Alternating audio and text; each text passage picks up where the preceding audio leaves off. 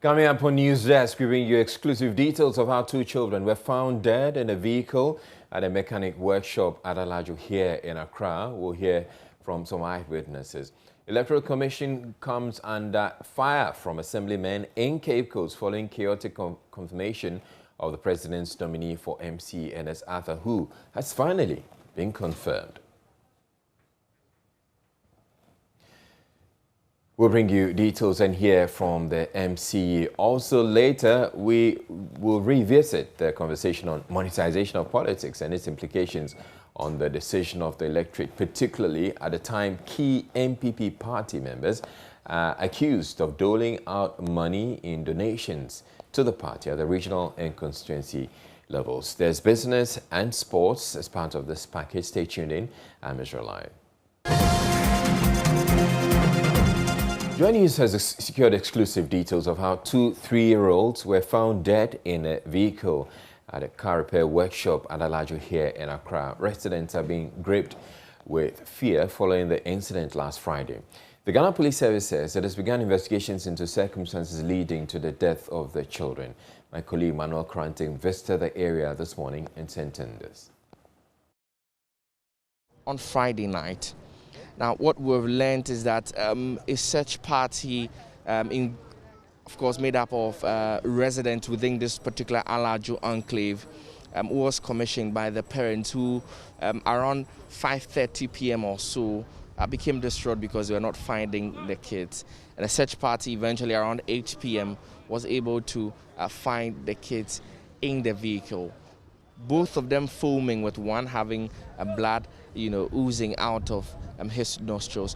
We'll try and speak to a few of the residents here, indeed, who were here and were part of the search party that found the children, and indeed what circumstances really led to that particular situation. This gentleman is one of the residents here. Grateful, sir, that you could speak to us here on Joy News. Tell us, really, what happened? Yeah, my name is Yahweh Siri. I also live in Alajo Market here. In normal circumstances, around 3:30 to get into the 4. The kids are around here. We saw them, they were pushing ties, so we know they are around. But in normal circumstances, around by 4:15 there, they were not be found. So we instantly go around, search everywhere, go house to house. We couldn't find them. So I advised them that automatically we need to go to there is a radio station here with the information center, so that we will report. So around 8:39, getting to 10 there, I said still we couldn't find them. Then what we need to do is we need to rush quickly to the police station and make a report. So if we are in the police station when we had a call that the two kids are in that car. So we thought, so what we said is we thank God that we find them. So we should rush quickly to us. When we came, they were inside. Even nobody touched the door. But what I saw is the little boy, the 3-year-old boy, the blood is coming from his mouth, and this saliva also is coming from. And the other one was vomiting also inside the car. So we rushed quickly and we called the parents that this is what we saw, so they should come. So we use torchlight and we watch it. So quickly we call Kotobabi police station and we call Nima. So unfortunately, they did not disappoint us. Within 5 minutes they are here. And they also come and they did whatever they did. And my worry is they put a boundary here. That's a boundary wall. We'll talk about that one shortly, but I mean, when you found the kids, describe to us the circumstance. The vehicle, was it locked? The vehicle was not locked, and the passenger side of the front side, the passenger side, the glass was rolling down. So that's the reason why we don't understand. If it should have been it that kills these kids, then the glass should have not been down. But once the glass are down, air can pass inside. And without that, we don't understand. And even right now, as we are talking, even if you want to open the door, it's not a door that 3-year-old boy can open that door. It's a Benz, and it's an old Benz. You can't even open the door. So we don't understand how come. So that's why we make worried that we want you people to help us to know the gist of this story. If not so, we are not happy here, and we can never be happy.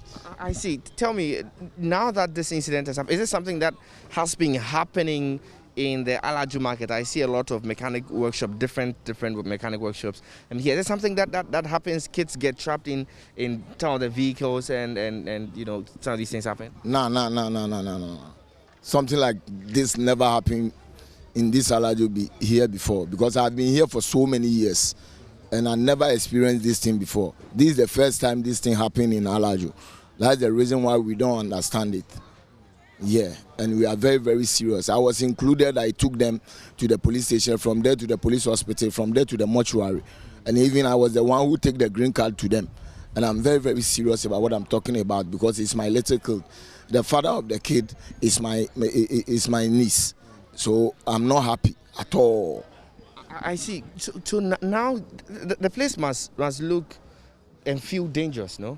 Yeah, it's very, very dangerous, because into normal circumstances, there is a one-man gentleman here, which he lives here. Normally, he slept in the car. He also passed away about 2 weeks ago. So we don't understand the reason why the kids also die in the same car. That's the reason why I said I don't understand. And into the bottom of the end, I want you people to help me and help my family and help everybody. You're just saying that somebody used to sleep in the vehicle. The vehicle. And that person is dead now. He's dead now. Did he die in the vehicle? Nah. He's not feeling well. Okay. And he also passed away. Okay. Yeah. And then 2 weeks later? Before this one also happened. I can say 3 weeks before this one also happened. And so that's just one of the residents in the area who indeed was part of of course, the people, the search party that did the the search to get the vehicle. Now the vehicle is still marked as evidence, and it's still, we're having a cording. The place has been cording off. I see the tapes still, hanging around there. But we'll just move a bit into this alley, because I see some more of the residents here, and then we'll speak to them and find out indeed what we're learning now, that the kid died in the vehicle that was being occupied by a gentleman who also passed away some 2 to 3 weeks ago. My boss, good morning. Now also, Hanmona in Colano, Omo Wakano. Namini habeti mi ba na mi beti. Okay. Me ba na amafo go abebre na omo se nkola bia wo kan na police ebe form ko ye. Eno pe na mi hu ya. Patron. Wo ankasa wo mma. Mi o baba ko. What is saying? Or 6 years. In Colano mu say 3 years and 4 years. En bon hu say musumo won mba na we more corner we mbom hu. Oh hu, because ye no man e wo ha. Omo no bia bro. Omo kunu na mo ha. Nti me beti ye say omo se be 4 hours. Omo ma ahwe mo ye hu omo. Nti later no omo se na en kola de omo hwe cars no bia na omo ko di agro car no. Nti omo ko hwe car no na omo ku car no. And so he's just telling me that he came to actually meet a crowd of people really standing behind and beside the vehicle over there, and so this is an uncle of the boy. So we're just being told that this is an uncle of the deceased boy. Boss, good morning. Good morning. Accept my condolences. We are learning that you are an uncle to one of the deceased children. Yeah, it's true. How did this happen? It was Thursday. No, Friday. Yeah. After then, we were just searching for the kids. Normally they they play around. So as the thing happened, no. So we were searching for them, but we weren't seeing them. So we went to radio information center to report. So when we heard we around, and then we heard them talking, and then let's say it was like 8 that way, and then our mind came down. We should search inside the cars that over here. So when we open a car 1, 2, 3, 4, the fifth one, and then we saw the kid inside. So we were even thinking that they were asleep. So when we saw that, we see that no, the kids are dead. So and then we called the police people, and then they came and then they took them to. We're told that the kids were foaming, and one had blood oozing out. It's true. That's what we don't understand. What do you think might have happened to them? Right now, I don't know. Right now, I'm disturbed. Right now, I can't even think far. I don't know. So what's being the statement from the police? I mean, of course, we've heard that they say they're investigating, but since Friday, today's Monday, what's being the step that have been taken? Do you know? What's your call to them? Right now, the investigator told us Saturday that he'll call us today, which is Monday. So we are just waiting for him to give us a call so that we can proceed on. What's your name, sir? My name is Bernard. Okay. Bernard is one. In fact, we're told that he's an uncle to one of the deceased children who we're learning is called Frank Jamado, and indeed he is a 3-year-old, or was a 3-year-old boy who went missing a couple of hours on Friday evening. Right, we've been speaking with Director of Public Affairs at the police headquarters, DSP Alexander Obeng, and he has been telling Joy News the bodies of the 2 children have since been deposited at the morgue while he begins investigations into the matter. He's charging parents to keep a close watch on their children to avert such unfortunate cases. We'll bring you that soundbite later when we have it. Now, the Electoral Commission is this morning being blamed for the chaos that characterized the election or the confirmation of the president's nominee for Cape Coast MCE, Ernest Arthur Sunday. Ernest Arthur had been rejected twice by the Assembly members, but had one more chance to secure 2/3 of the total votes cast. Although Mr. Arthur polled 45 of the 63 total votes cast to get the nod, the voting process saw quite a bit of chaos. Richard Kojo-Nyarko was there for Joy News.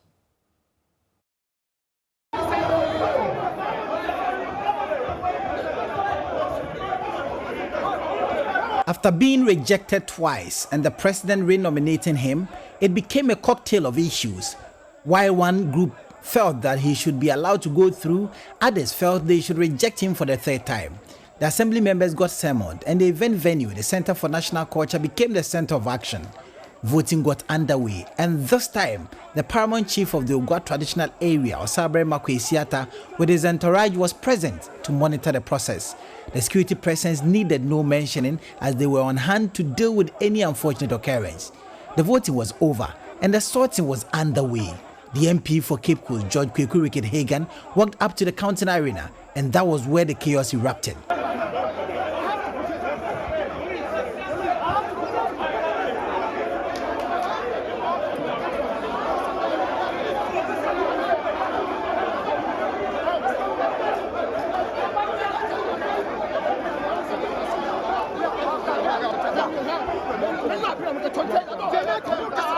We are at the Center for National Culture here in Cape Coast. The elections to confirm the president nominee for the Cape Coast Metro Assembly is underway. The assembly members are done voting, but when it just got to the counting, we saw that the MP for Cape Coast South went to protect the ballot, and this erupted the confusion we are witnessing here. There is a struggle to protect the ballot here, and so you can see the paramount chief of the Ogua traditional area is here, and other people. The security personnel are here in their numbers. They are trying to ensure that sanity prevails here. In the midst of that, an unidentified person snatched some of the ballot papers and took to his heels. The chaos heightened. The EC nonetheless went ahead to count the ballot papers. Out of the 63, the EC declared 45 yes and 18 no. And the yes vote meant the president's nominee had been confirmed. This assembly member was highly disappointed. The whole thing was cordial. We agreed to be here, and we are all here. the processes that we requested that we have an agent. The whole box, they started sorting out without any agent, which we find it unlawful. You see, afterwards, a whole lot of things happened. You see, and somebody snatched some of the ballot papers. We didn't even know the number. We didn't know what was going on. Everything was messed up. And we blame the EC for all this. We blame the EC for all this. I'm really disappointed. Okay, so what we saw was that when it came to the sorting and then the counting, we saw the MP for Cape Coast South go up there. He was ostensibly going to do what? Now, he personally requested from the PM that he needed to be present during the sorting and the counting. That is why you saw the MPs going up there. It was agreed that they need to be there. That is why you saw the Oman Hinitu. Oman Hinitu wanted to make sure that this election should be fair and reflect to the people of Cape Coast. His counterpart called for the arrest of the person that snatched the ballot papers. So we were curious. Why will he do that just after counting has ended? So we all went there to go and inquire. Was it before counting or after counting? That was before counting. When we went there to inquire, he said he is an agent. But as assembly members, we never met to appoint anybody to represent us as our agent. So he had no locus going near the ballot papers. Nothing of that sort. Are you getting me? So he started the whole confusion. And then suddenly we saw the MP for Cape Coast South, Kweku Rekitagin, also climbing up. One, he is not a candidate. He is not the nominee who is being confirmed. He is only an assembly member and he's an ex-official member of the assembly who has no voting right. And so you just cannot understand why he will climb up there. For what purpose? So we asked them to, get him down. Then all of a sudden when sorting was being done, we saw one bodyguard of the MP, Kweku Rekitagin's bodyguard, jumped to the platform in an attempt to take away some of the ballot papers, but he failed. Ernest Arthur was later sworn into office to serve for the second term. He had this to say. It's a mixed feeling. It's a mixed feeling because when you are on course trying to do your best for your city and you have some such drawbacks, it's a problem. We all know it's not been a problem of as the assembly members not wanting to vote. There's an open secret that the MP for Cape Coast South and now he's joined by the Cape Coast North MP trying to prevent the assembly members from voting. You talk to them in private, they are willing to vote. I've worked with them for 4 years, they know who I am, they know I'm capable, they know I'll be nice to them. But in a way, the politics that we do at the local level, they say it's not partisan, but we all know that we have the NDC members and the MPP members. They were trying to be loyal to their party. That is the open secret. It has never been the case that it's because Ernest Arthur is this and that he's not good and all that. Everybody know my track record, Kojo. They know my track record. So it's not about the assembly members not wanting to vote, but the manipulations of the MPs. His supporters chanted songs celebrating their victory. For Joy News, Richard Kwejunyabo, Cape Coast. Well, the Cape Coast Metro Electoral Officer Richard Asenso joins us live with more. Good morning to you, Mr. Asenso. So what do you understand to be the cause of the mayhem that ensued at the confirmation yesterday? Good morning, Israel. Yesterday, after close of polls, counting started. When the box is open, we invite agents, and in this election, we had only one candidate, so we requested for his agent. He was all right. Then I requested that the coordinating director be there. The coordinating director worked up with the presiding member, and it was being done in an open environment. All those who were seated could see what was happening on the table.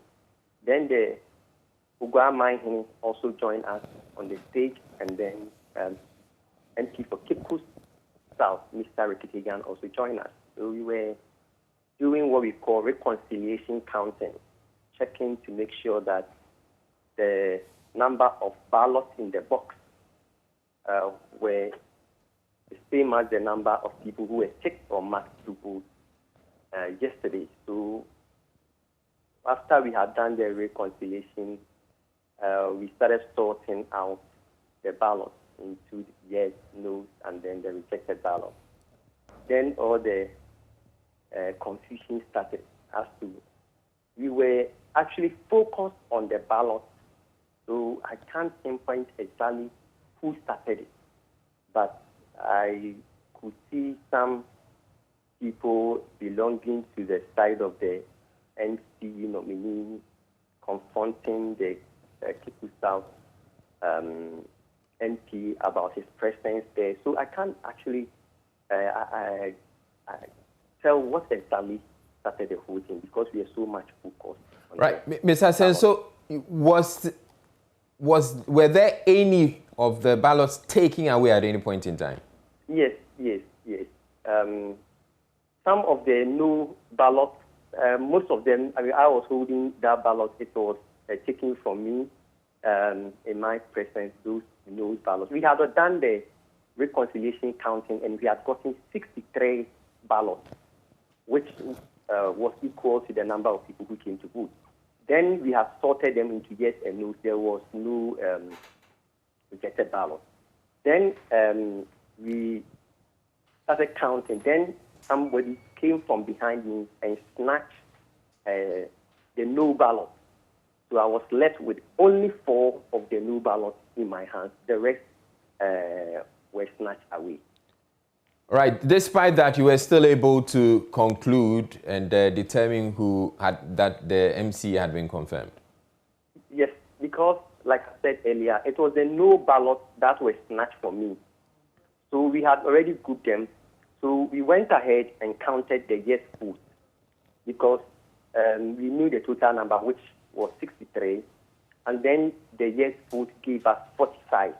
But the no ballot, some had been snatched away, but then I had about 4 with me. So we will just take the 45 from the 63. In fact, he needed 42 to be confirmed, and he had the yes ballots, which were untouched. None of the yes ballots were taken. They were untouched because somebody else was holding that ballot. So we went ahead and did our declaration. All right, so we've heard there was a news conference after the vote, and the 2 minority members of parliament in Cape Coast, they have described the process as a sham, and they want it to be rendered. Let's get to hear them, and then I'll come back to you for your final word on that. People. Cape Coast by nature is a peaceful town with peaceful people. We cannot have this tag here running the show and doing criminal things to stay. I am alerting the whole of Cape Coast. The danger this tag and a startup presents. And if care is not taken, and this issue is not addressed, and re-election or cancelling of the election does not happen, Nana Osaberma, this man presents a danger to Cape Coast. People of Cape Coast and a starter present a danger to all of you. I don't want a situation where one day somebody will return my stone that I said it. If care is not taken, Osaberma, if you allow this guy to continue doing the things he's doing, thinking he can buy everyone here, we will not have the peace that we so cherish. Right, so Mr. Sensi, you've heard what they're saying. They're saying that there needs to be a re-election and the one that you're superintendent over should be cancelled. He's right. The laws were followed. Every single aspect of the law was adhered to. We conducted a clean election, and results have been declared. This is what I can say. So there's not going to be any re-election? I cannot. What I can tell you is that yesterday we declared the results. All right. Thank you very much, Richard Asenso. He's a Cape Coast EC Metro Electoral Commission officer for Cape Coast. We're taking a break here on News Desk. Do stay tuned in. We're back in a bit.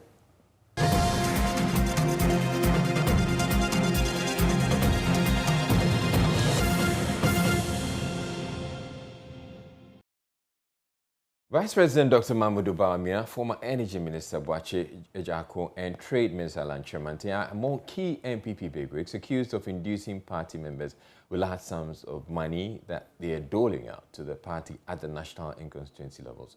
Some of these individuals, however, have dismissed the accusations. Former Energy Minister Boakye Ejiakor, for him, he says his donation so far are a continuation of a tradition he began some 3 decades ago, insisting he has no intention to induce party members. From 1992, I have not withdrawn my hand from this party. So if the party needs something today,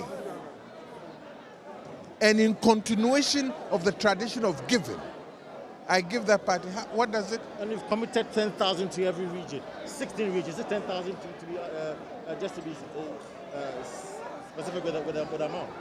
And what is that? In politics, in the amount of resources required in our politics, what is 10,000 to a region? What is it?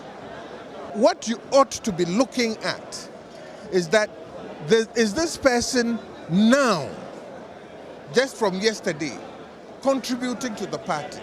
I'll say no. I have contributed to this party from its very beginning. But my suspicion is that we've seen Dr. Mahamudu Bawumia, the Vice President, donate 20,000, Alan Kyerematen donate 10,000. So those who have said that clearly the flag bearership race of the NPP would be monetized. I am not doing... You agree? Forget what others are doing. You're talking to me. Right. I am not doing this for any race. In 1992, when I was donating hundreds of thousands of dollars to this party, did anybody ask me what I was trying to influence? We're trying to build a party. I see. So the upcoming internal race of the party will not be monetized because many said that you are setting the tone. I will not monetize. The candidates are setting I will the tone. not monetize it. Win or lose, I will continue to support this party.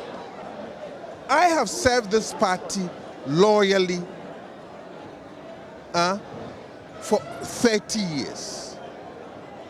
And all I ask is for a just reward. If they so choose, I'll say God bless them. If they say no, that is the choice they have to make. Well, Kwesi Parker-Wilson, he has been following the party's delegates conferences, and he joins us with the very latest. Kwesi Parker-Wilson, so you have been monitoring all of this, and yes, you've been speaking with them, and a number of them have dismissed it. But how entrenched is this? Well, quite entrenched because the delegates are quite hopeful that the aspirants or the flag bearer hopefuls, obviously, in quotes, will sort them for they vote for them.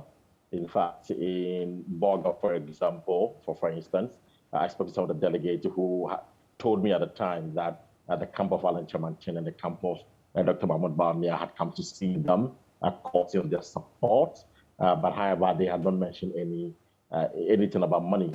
But they know that obviously when the time is right, they will come and then they will come and give them something small.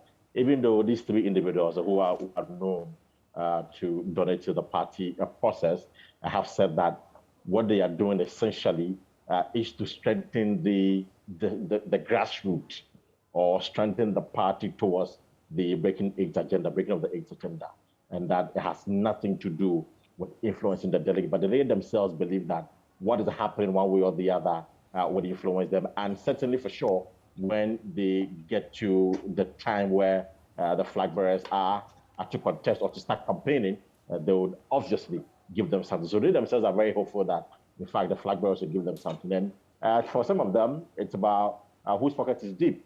So if Israel, you and I are contesting and I give 1,000 Ghana cedis and you give about 10,000, obviously, it's certain that Israel will be the next flag bearer. And so that is the view of some of the delegates that I interacted with across the country.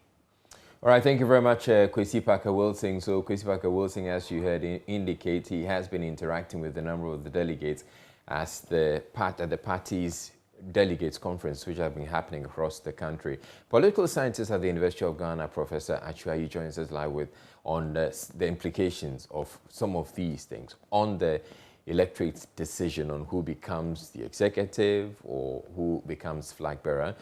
Good morning to you, Professor Achu Ayi. So we've seen these things happening. So often when we see these things, it tends to be with the delegates giving inducements. But in this instance, we're seeing it happening with the regional branches and constituency branches of the parties giving monies. Would that still be inducement?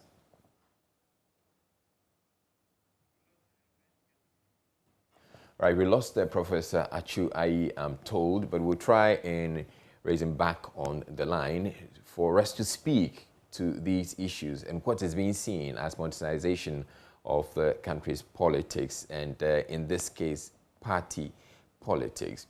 We will take a break. Hopefully, by the time we come back, we would have had Professor Achu Ayi back on the line with us. To stay tuned in. This is News Desk.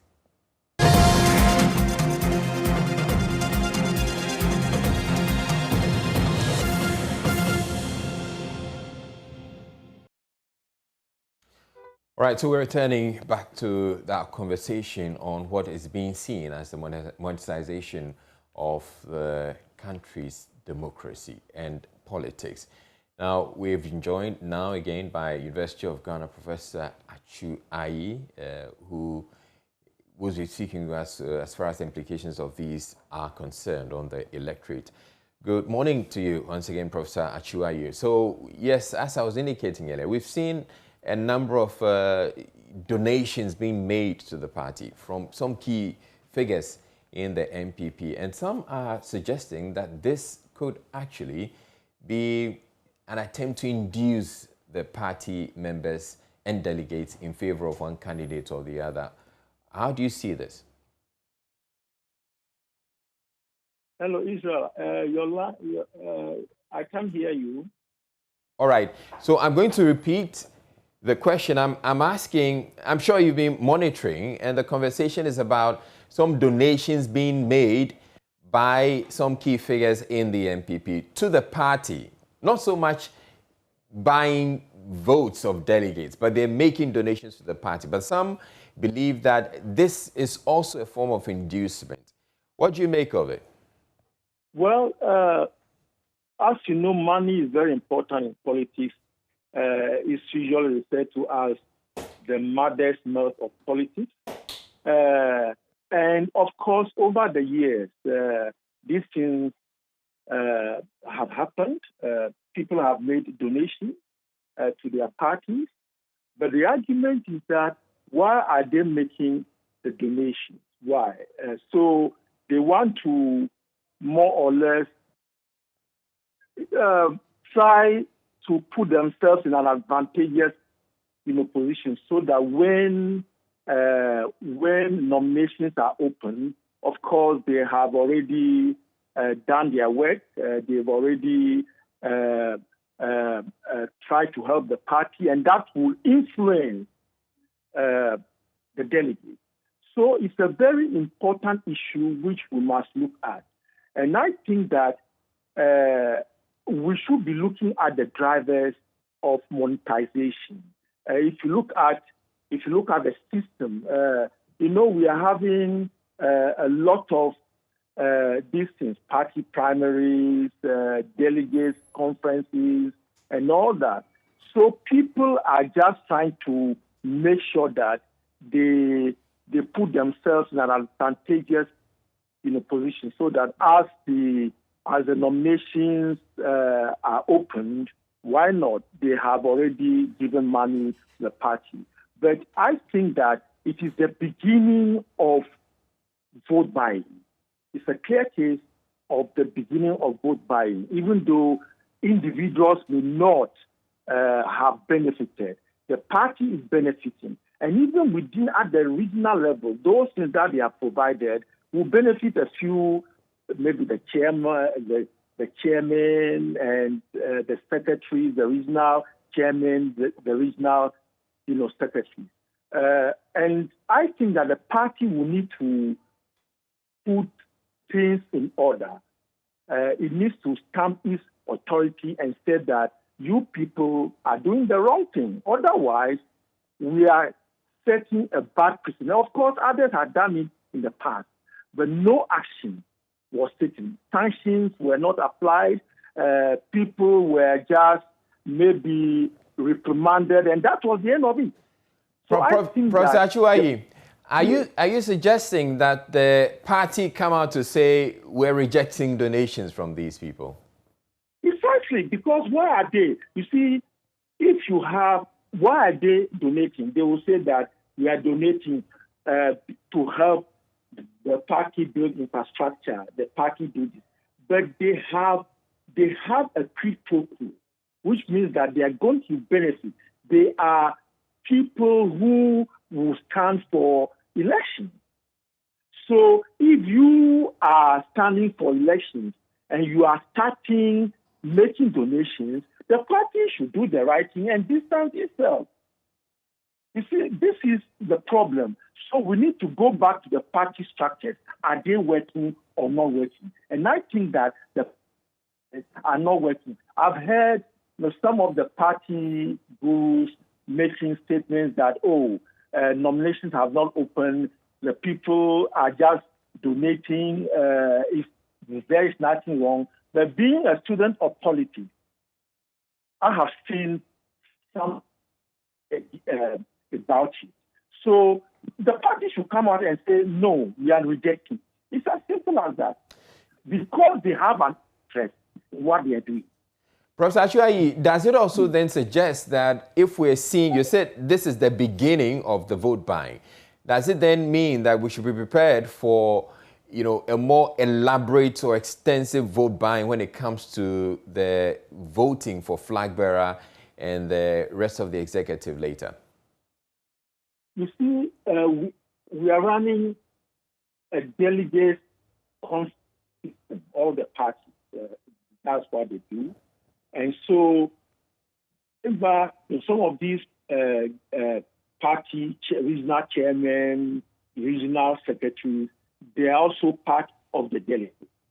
Now, because you have started giving donations, these very people would constitute the delegates conference to elect the presidential candidate. And right, so it depends on how much you have given. If you have given more money, of course, you get more delegates voting for you. So this is actually the beginning of vote buying. And I think that the party must do the right thing and tell people that, yes, because there is this also the culture of Ghana that, you do not reject donations. You can, but there must be a way. Or you have a feeling that, well, yes, we are accepting donations, but then this is the limit. You can set a limit. And then, of course, we all know that everybody will be at par. But here we are, some people will donate more than others. And the biggest donation may receive the biggest number of votes. All right. Thank you very much, Professor Achuaye. Professor Achuaye is a political science expert at the University of Ghana. You're watching News Desk. We're taking a break. We'll bring you business next. Hello, welcome to Business. My name is Daryl Kwao. 500 managers and owners of small businesses have been taken through innovation and digitalization training in a quest to save over 6,000 jobs that are shifting towards the use of technology.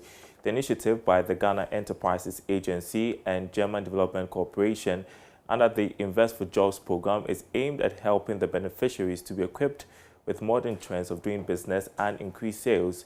Chief Executive of the Ghana Enterprises Agency, Kosi Yankee Aye, is hopeful the training will be a turning point for many micro and small businesses.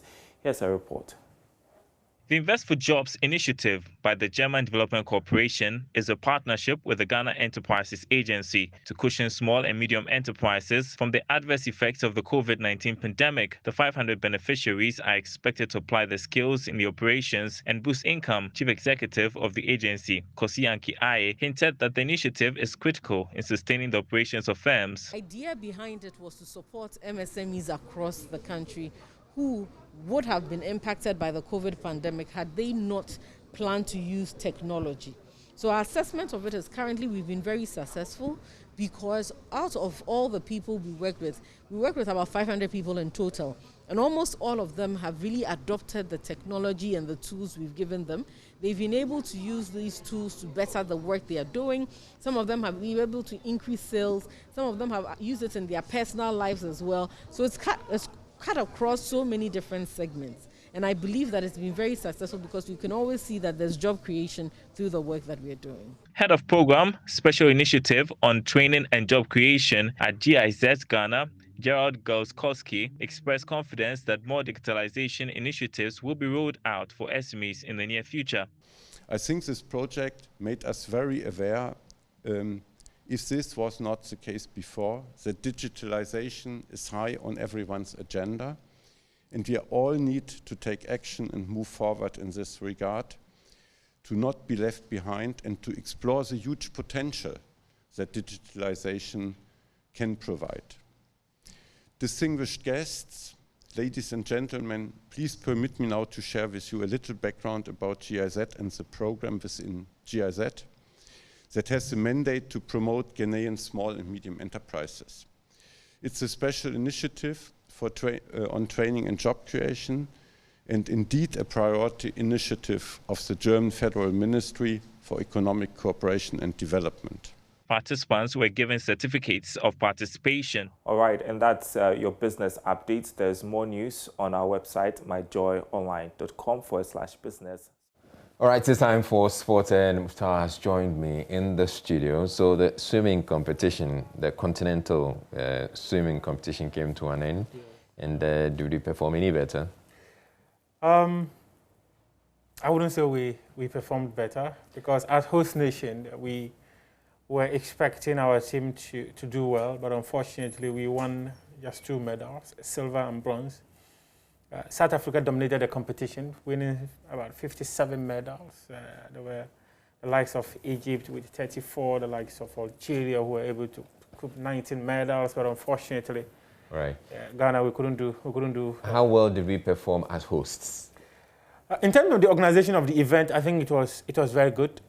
This is the first ever competition Ghana is organizing since the outbreak of the COVID-19. So Ghana was more of the test case to determine whether they can organize such competitions. So Ghana pulled through a very successful event because to have organized this thing to the end without any hitches, I think it's a big plus for the local organizing committee that was put together to ensure that this event is a success. And we should give thumbs up to those who were behind the organization of this event. All right, so quick one before you go. We also have to talk about Accra Hearts of Oak. I knew this was coming up. It had to come. Well, Hearts of Oak, many never expected them to have gotten the better of work, considering that Hearts of Oak haven't been part of this competition since 2007, if my memory serves me right. So for them to have gotten that win against WAC shows that quality-wise, Hearts of Oak can compete against any opposition in the African continent. But because WAC, if you take a look at WAC, in the last 4 or 5 years, they've made it to the final of the CAF Champions League, they've made it to the CAF Confederation Cup. And to have gotten here and losing to Hearts of Oak clearly shows that Hearts of Oak are a very good team. But one thing many Hearts of Oak fans should not be too excited about is that WAC has never won a game in Ghana in nearly 30 years. All right. So it's nothing new. It's nothing new. So it's about what happens on the return leg. And that is where the fear is. Hassel must avoid conceding 3 goals in that fixture. Even if they lose 2-0, they are out. But if they lose 2-1, because of that away goal rule, they could stand a chance of qualifying. So they must go in with the intention of scoring at least a goal. At least scoring a goal. And if they are able to get that goal, they shouldn't concede 3 goals. If they concede 3 and lose 3-1, they are still out of the competition. So they must work. All right, thank you very much, Mukhtar. That'll be it for the sports, but there will be sports all through the day. So do stay tuned in to the channel as we bring you news. So my name is Israel. Thank you very much for watching News Desk. Have a wonderful day.